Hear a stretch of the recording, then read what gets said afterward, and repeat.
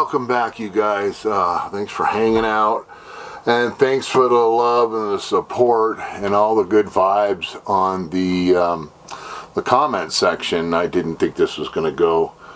I guess there's just a lot of people interested, and that just makes me so happy, because we need more. It's all about live entertainment, right? I support live music, and I know you guys do too. So, because we need it.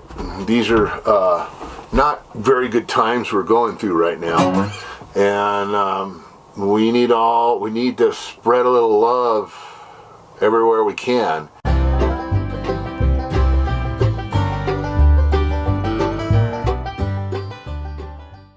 My music people out there, that's what you guys do. You spread the love, and that's one way of spreading it. And it really leaves a mark and plants a seed too. So, and you guys inspire other people to get out there and solo. You know, there's people out there that are great guitar players, but they got married, this, that, and the other, and they put it down for 10 years, and so they go out to a pub or a gig somewhere or wherever you're playing at, and you inspire them. Believe it or not, you inspire the living heck out of them. So that's a big plus.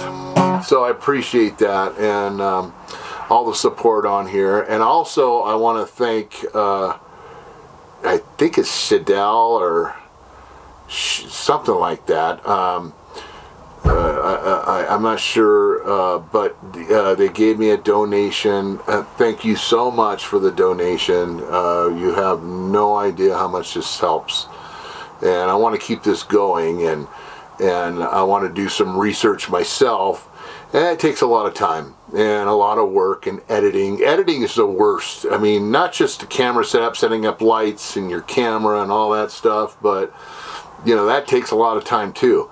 But what really takes the time is editing, because you got to edit all the little things out there. I mean, you got to edit out some of the things. You don't want to see me picking my nose or something, right?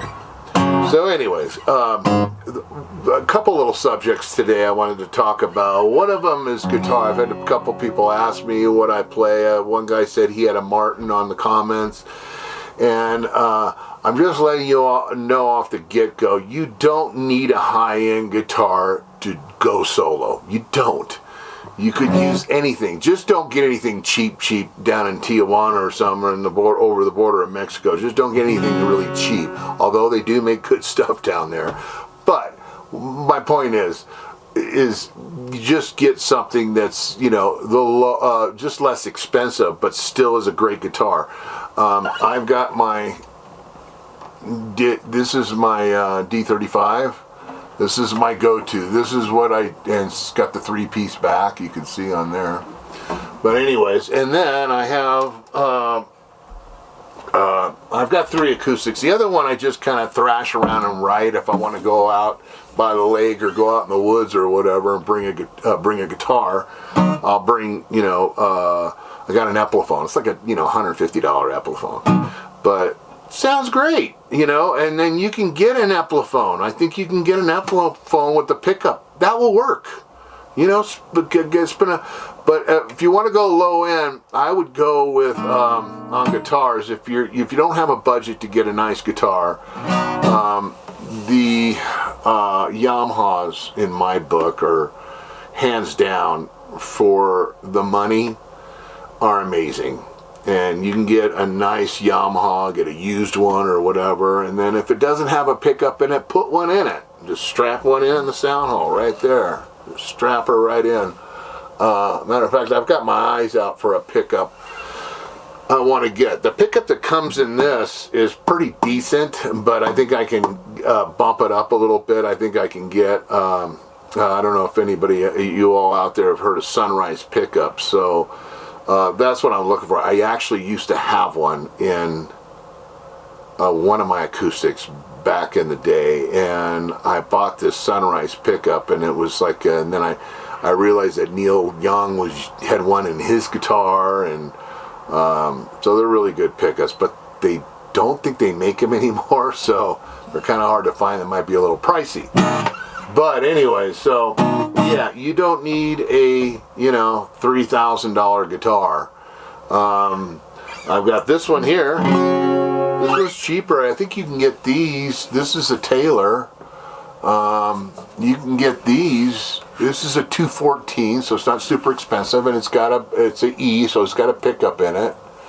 And so it's a good guitar too. Sounds great, actually.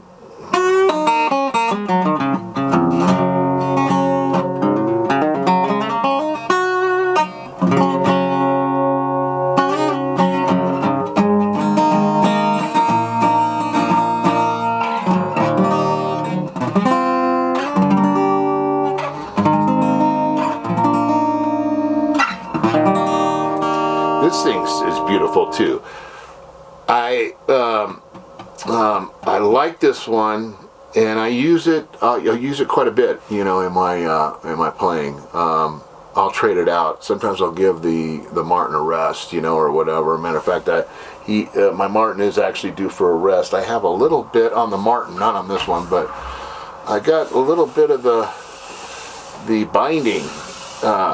It separates a little loose just in this little pocket, and I noticed on my Martin where it's coming loose, it's kind of separated a little bit. And you can move it a little bit, so it's not a lot of it, probably maybe about 1.5 inches that's loose. So I do a little guitar work, so I'm going to get some good old wood glue and get the right clamps and clamp this down, and it's done and it's fixed, and don't have to worry about it. Everything else is good on that thing. The pickup's great, the bridge is the saddle's fine, it's not lifted or anything, and it's just it's a good solid. I do got a couple little divots, whatever you want to call them, that you get in your frets, because you're always, you know, for the most part you're always in open chord, you know, when you're gigging, right? So I got a couple divots in there. So I actually already went in there and took some silver, kind of half and half silver and lead or whatever, and some solder, taped it all off, and I dipped some in the divot and sanded it, polished it out, and look, it's great. It's not a permanent fix, but I definitely need a couple frets replaced on that thing. But it's still, nothing's buzzing out. It's fine, so I'm just going to play the hell out of it. But this thing's great too. This thing needs new strings. Doesn't sound, so yeah, I'll see if you can.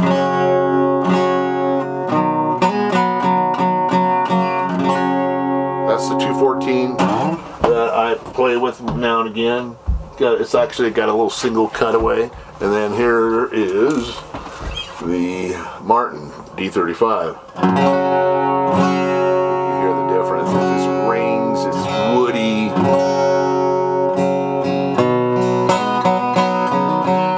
I don't know how this is going to pick up on the mic. But anyway, so enough of that. I just wanted to let you know you don't need to invest into a major guitar. You know, high-end guitar. I mean, you can if you want. You know, if you got the dough, get it. I mean, because you can't go wrong. It'll be something that'll last. It'll last a lot longer than you will. So, anyways, that's that. So, I wanted to talk about today real quick. I don't want to get real deep into it, but and a lot of you veterans out there that are doing the solo thing, you already know, and you've been doing it for a while, but we try to soak it in, because sometimes we get carried away in our songs, you know, and it's just like your energy builds up. So what I'm talking about is dynamics. You can't really control the dynamics on your beat, buddy, right? It's just a loop and it plays. You can't really get quiet with it. So the only thing you can get dynamics with is your voice and your guitar. So obviously when you're doing verses, especially on certain songs, the verses has got to be kind of nice and light, easy going, and barely picking, you know, or just kind of pick with a little bit of character, you know, like oh God, what could I use for an example? Knocking on Heaven's Door.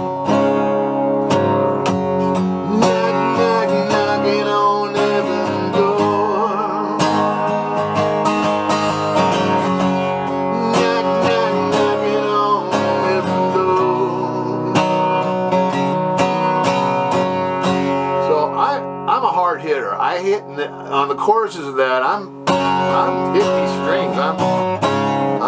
I'm hitting them pretty good, and I definitely put my strings through a workout, you know, when I'm playing. But then after the chorus,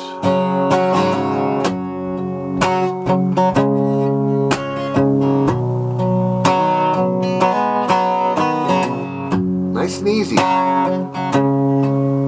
don't have to hit all the strings.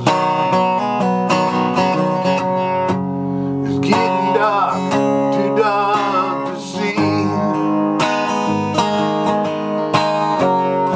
So that's what I mean. And then you go into the chorus, right? And this is kind of like basically the formula to all songs, really. I mean, usually all songs, the verses are kind of kick it down a notch. I'm talking to you guys that are out there just starting and just getting into this. This is something to keep in mind. Honestly, I'm going to be honest with you. When I first started soloing, man, I was just hard strumming through everything, even the ballads, and I'm like going, And then I noticed, you know, when you start gigging enough, you're going, oh, okay, God, this sounds so much better with some dynamics on the guitar.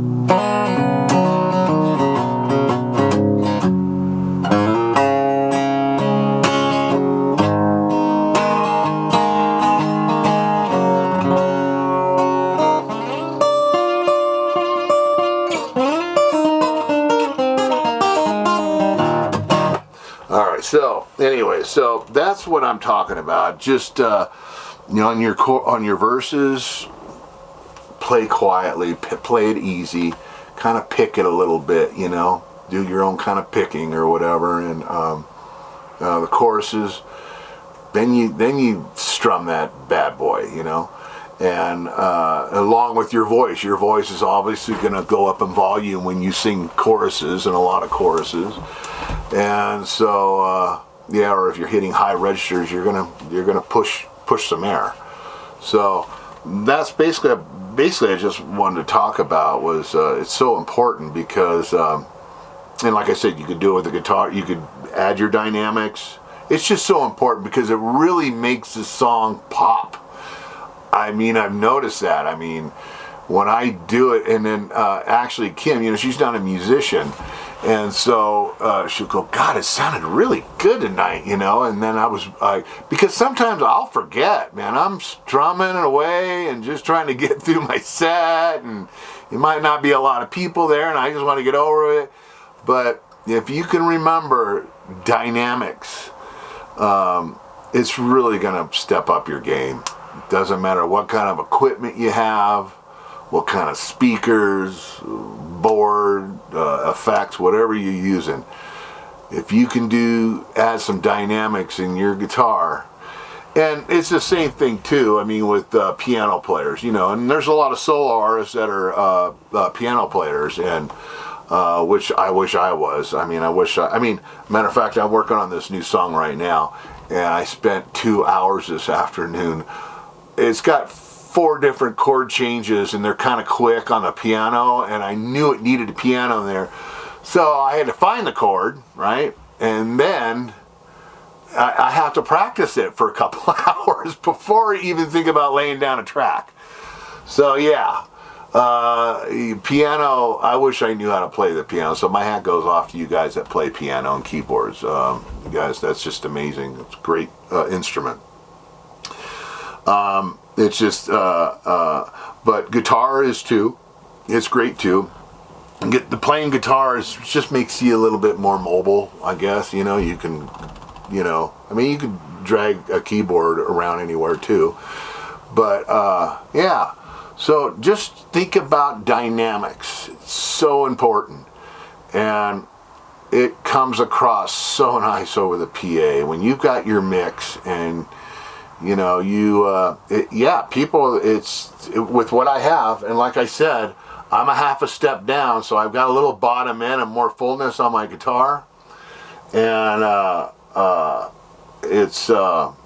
it makes all the difference. Dynamics is everything, and then including bands too. So if you're in an original or a cover band, that's something to think about. Sometimes they don't, man. like I said, when I first started doing acoustical, I was like Green Day, man. I mean, I'm hitting those strings so damn hard. And, you know, because I'm kind of intense, I'm a passionate player. So I go through strings. I don't really break a whole lot, but once in a while I do if I haven't changed it in a while, and then bunk. But yeah, dynamics is everything. And so I just want to share that and get just a reminder. And even the veterans out there have been looking. I mean, because sometimes I get caught. I've been playing a long time, and sometimes I realize I go, oh, that's right, dynamics. And then I'll go on to the next song, and it's, you know, nice and easy, and then powerful chorus or whatever, vice versa. But yeah, so that's it on this one. I hope you guys are all doing well. And again, I thank you so much for the support on the channel. All the love on there and the great questions you guys ask. I will probably do a go through on my TC on what kind of settings I've done. I've done some custom settings on there, custom channels that I've got on there, and then I've got some the presets too. Great presets on there as well. So yeah, there's some good stuff on that thing. So anyways, you guys peace out. I love you all. And we'll get back to you real soon.